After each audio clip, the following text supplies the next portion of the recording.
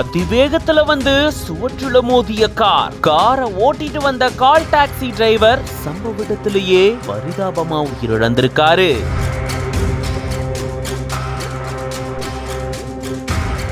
Car அதிவேகத்துல வந்து சுவற்றுல மோதக்கூடிய பதபதைக்க வைக்கக்கூடிய CCTV காட்சி வெளியாகி இருக்கு.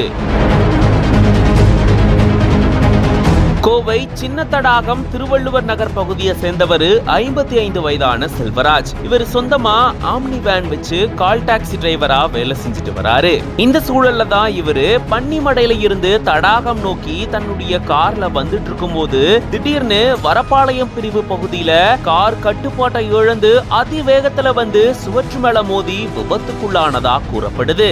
இந்த விபத்துல இவருடைய தலையில பலத்த காயம் ஏற்பட்டதா சொல்லப்படக்கூடிய நிலையில உடனடியா அங்கிருந்தவங்க அவரை மீட்டு சாய்பாபா காலனில இருக்கக்கூடிய தனியார் மருத்துவமனைக்கு சிகிச்சைக்காக அனுப்பி வச்சிருக்காங்க. அதை தொடர்ந்து மேல் சிகிச்சைக்காக கோவை அரசு மருத்துவமனைக்கும் அவரை அனுப்பி வச்சிருந்திருக்காங்க. ஆனா சிகிச்சை பலன் இல்லாம அவரு பரிதாபமா உயிரிழந்திருக்காரு. இந்த நிலையில தான் அதிவேகத்துல 4 சக்கர வாகனம் சுவற்றுல மோதக்கூடிய பதபதைக்க வைக்கக்கூடிய சிசிடிவி காட்சியும் வெளியாகி இருக்கு. இது பத்தின உங்களோட கருத்துக்களை கமெண்ட்ஸ்ல சொல்லுங்க. மேலும் பல செய்திகளுக்கு பிஹைண்ட் உட்ஸ் பேஜை ஃபாலோ பண்ணிக்கோங்க.